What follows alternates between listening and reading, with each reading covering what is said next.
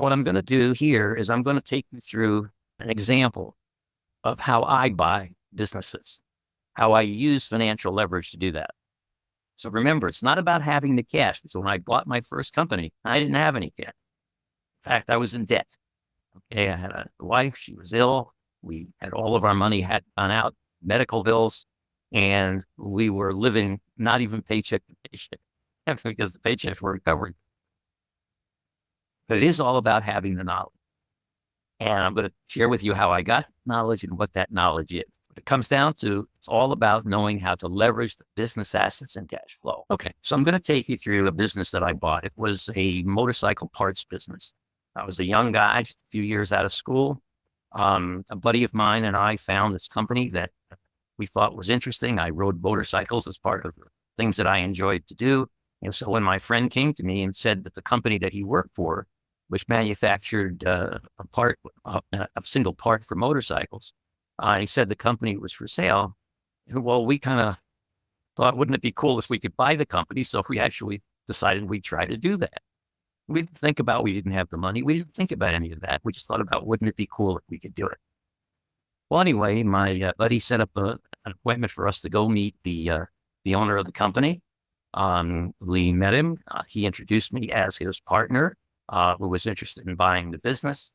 We had a great talk with the seller. Seller showed us around the facility.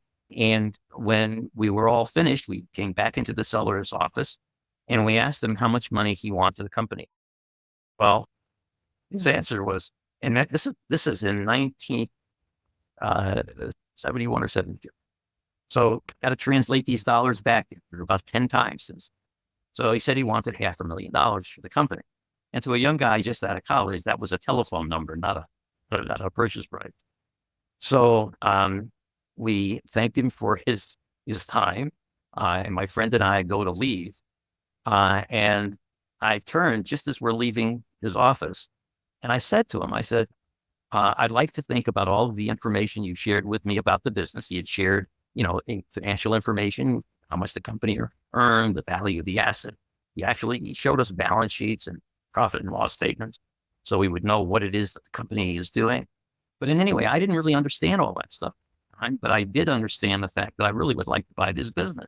But I knew I didn't have $500,000 in cash.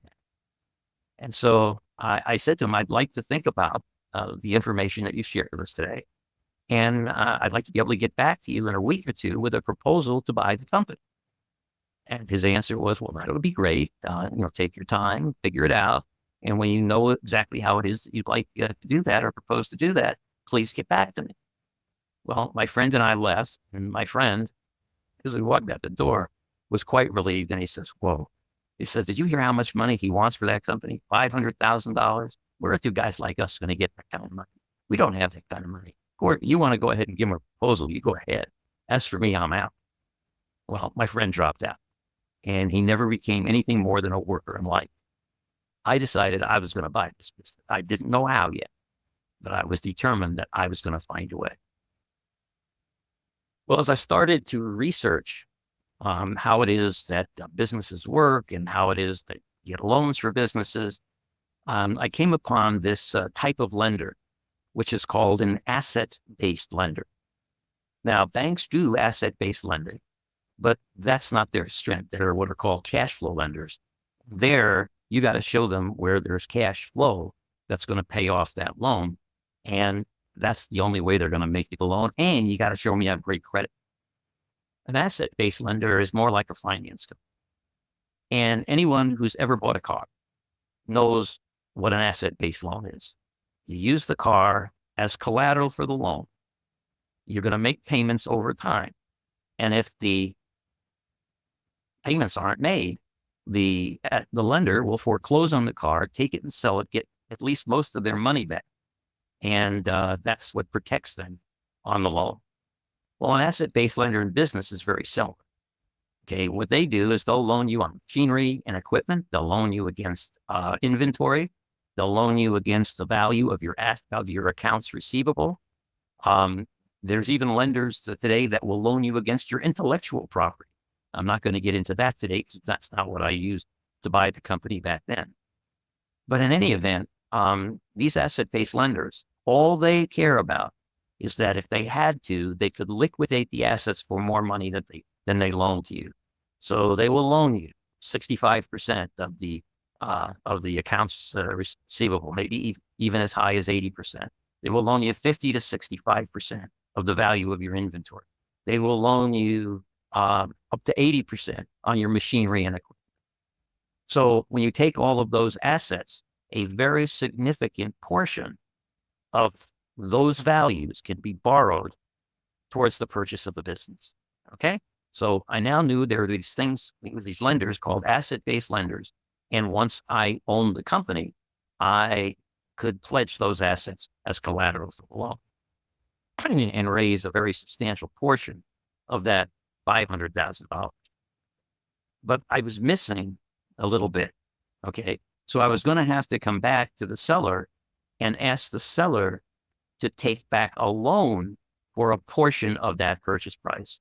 So, for example, if I could pay him, and I'm just going to make up numbers now, $200,000 money I could borrow, then I wanted him to take a note the other $300,000 so that I would have the money to make the purchase on the company. And the money that I didn't have, I could take it and give the seller a note for that portion of the purchase price, where I could take 5 to 7 years to pay that off. How am I going to pay off all these loans? Well, I had to look at the cash flow and profits of the business and make sure that over the times that these loans had to be repaid, that there was enough cash flow coming in that it from the cash flow could make the payments on the loans. And there was. Okay. So that was the first hurdle I had to overcome. Second hurdle I had to overcome was I had to come up with a couple of $100,000 down. I was going to borrow $300,000 from the seller, but I got to come up with the cash, and I don't own the business yet in order to borrow against the assets. So what's standing between me and buying the company is a couple of $100,000 of cash that I don't have. Now, once I could get that cash, then I could buy the company, then I could borrow against the assets, pay back that loan that helped me get into the company. Okay, I could pay that back, and then from the cash flow, repay all my loans and own the company. But I didn't have the 150 or to 200,000 in cash. So now I had to come up with a way that I can buy the business, own the business before I had to come up with the down payment. And I didn't quite get there, but I came up with a way to do it. Okay. And it's not by owning it before, but it was by owning it simultaneously with creating all the loans I had to create. And I did that through a tool or a vehicle called a double escrow. And the way that that worked is the seller puts his business and the title to the business into an escrow. That when he gets his down payment, the business is going to transfer to me. But I don't have the down payment money. So I take the asset-based lender, I go to them and say, once I own this company, how much would you loan me against the equipment, against the accounts receivable, against the inventory of the business?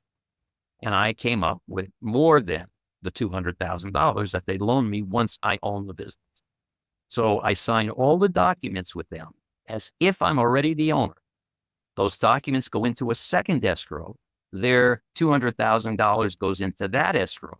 So now there's two escrows set up, one with the seller that the minute they get $200,000, I own the company. And another that says, once I own the company, all these documents are then signed by the owner of the company. And what they will do is that they will then provide that down payment capital. And I structure it so that both escrows have instructions to close simultaneously.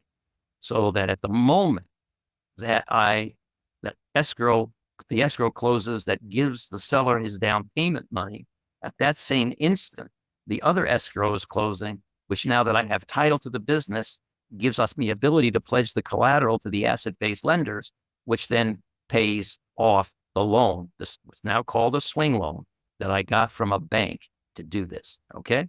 So a asset-based loan, a swing loan connected by a double escrow, enabled me to give the seller his down payment money from a quick loan from the bank that gets paid off the instant that it's made, and enables me to own the business, which now has debt against the assets, but the deal is complete. I now own the business. Now, I want to add one other factor here. You're saying, well, Gordon, you must have had credit to get that swing loan. No, I didn't have credit for the swing loan. The swing loan was from a bank. The double escrow was set up at the bank.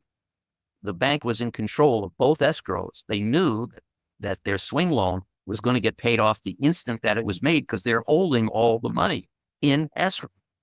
So the bank didn't care what my credit rating was. They knew exactly how they were going to get paid, and they were in control of the transaction for the entire time. Now, I didn't buy that business with my cash. I bought it by figuring it out with knowledge. Now, I went on to build that business from the business, a small, relatively small company that it was, because I used that exact same technique to buy up competitors, to buy up companies that produce complementary products to the line of products that I had. And until I built the business to where it was 5 to 6 times the size. I did it within a couple of years. It didn't take me long to get 5 or 6 times the size. If I wanted to get 5 to 6 times the size by growing it through just reinvesting my profits every year, it would have taken me 10 to 20 to 30 years to do that. But I got to 5 to 6 times the size of the business by buying up these other companies and adding them to the company I already had. And then I finally sold it out to a public company who wanted my distribution that I had for all of my different products to back end their products that were similar to mine into my distribution system that gave them not only the value of what I had built, but the value of my distribution system, which made their company worth more money because their sales would go up once they had my distribution. So I was paid a premium for the company. And I walked away from that company after literally 4 or 5 years of building it with a fortune in my pocket that if I never wanted to work another day in my life, I didn't have to. But that wasn't enough for me. I got into my more, that I wanted to do more. Plus, I had fun doing it. I enjoyed the process. I enjoyed the business I was in. I enjoyed the building process. I enjoyed negotiation. I enjoyed closing deals, making things happen. It was part of what I enjoyed. So I was enjoying the journey. And for me, that wasn't my final destination, because I had enough money at that time to live anywhere I wanted, drive any car I wanted, to vacation anywhere that I wanted to go. And if that was my life and I was strictly retired, I could have lived a very nice life and never have to work another day again. And I'm a young kid. I'm still in my 20s. So the point is that what I've shared with you so far is how business does this, how it is that when you understand financial leverage and how to use these levers of leverage, how you can become a very, very wealthy person. Now, I didn't stop there. I went on to take the money that I got. Interestingly enough, I didn't invest that in other businesses. I put that away. I put it away where it was safe forever. Put it into trust for my family.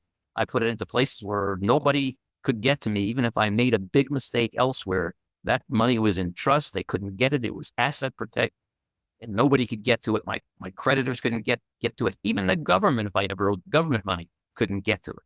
So I was totally asset protected. My family was secure. We would have those incomes coming in perpetuity, and everything was great. But that is where I wanted to stop.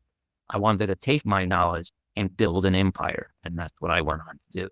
If buying a business was easy, everyone would do it. The reality is it's a very complex process. There's a lot of moving parts that have to come together. You got to do the search. You got to find the business. You're going to have to do some due diligence to see if the businesses that you're found are good businesses and worth buying. Then you're going to have to understand the asset structure of the business. You're going to learn how to value it, put a price on it. And then once you've learned how to do that, then you got to negotiate the best purchase price that will work. You got to then structure the deal so that all the pieces can come together in an economically and financially viable way. Then you've got to do the agreements, the letter of intent, the purchase agreement, the finance agreements. In other words, you got to have a legal mind, you got to have an accounting mind, you got to have a valuation mind, you got to have a business mind, you got to have a search mind, you got to have all this stuff going on. And that's overwhelming for a person to do. It takes a team today to buy a business. And the way to get a team is through a program that we have called Partners in Business Acquisition, where we become your acquisition partner with an entire team to do every aspect of what it takes and to literally get it done for you with top practitioners who already have proven their skill sets in every single one of these individual areas. We become your partner. We get it done for you. And the program is called TIBA Gold, Partners in Business Acquisition Gold.